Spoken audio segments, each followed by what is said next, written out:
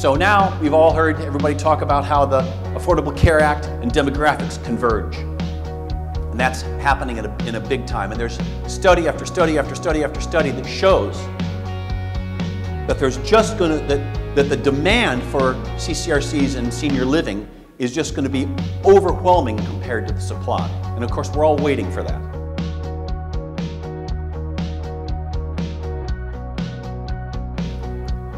We like to believe that we all see and are experiencing improving market conditions, that the consumer is coming out of her shell.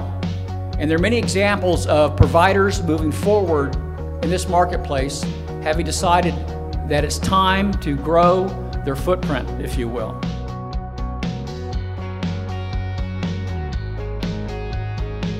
And the real fear was, oh my gosh, there's no way we could ever do all this. And it was, you know, the Heath brothers book Switch is, you know, you want to eat the elephant in biteable chunks, you know. And so really making sure that I was explaining and really, I guess, assuring over and over and over that we can do this in phasing, we can do this in incremental actions. You know, it doesn't all have to happen at once.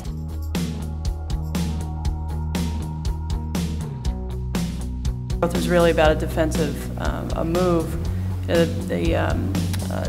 Mark's talked earlier and Dan talked earlier about for-profit organizations. New Hampshire does not have a ton of people, but we started to hear about potential developments 5 miles from us, 10 miles from us. And again, we don't have a lot of people, so our plan really with the Boulders campus was to eat up enough of the market to keep other organizations out.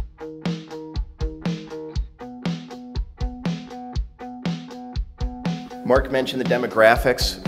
We all know and have seen these charts, but just a reminder, one reason I show this all the time is this is plastered on the walls of every for-profit operator in the country.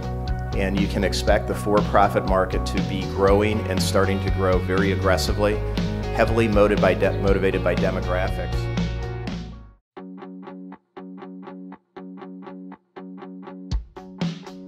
One thing that I've heard as a theme throughout all of this, this morning's session, is not just trying to bring your community to a level consistent with your competition, but trying to leapfrog that competition.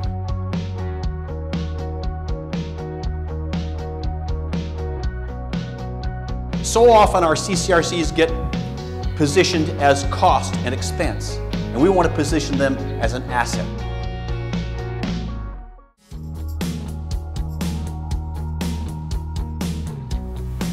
So the theory, here's the theory. What this should lead to is a transformation of care from a transactional model where the more illness there is with the aging of our Medicare population, the more volume that drives in a transactional-based care model, the more third-party payments that our health system gets, and the more we grow, and if we do a good job at managing our costs, the more our margins grow.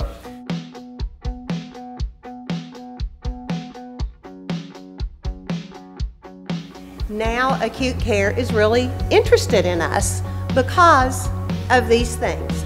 Hospital readmissions are huge.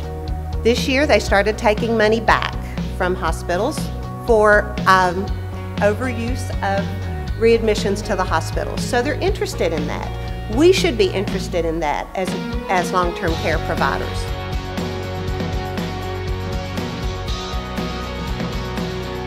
What we found as we're working with you all across the country is a fundamental change to say we are going to consciously, we are going to intentionally plan to execute as opposed to plan to plan. And that's the fundamental change that each of your organizations and many of your colleagues seem to be doing as we move forward.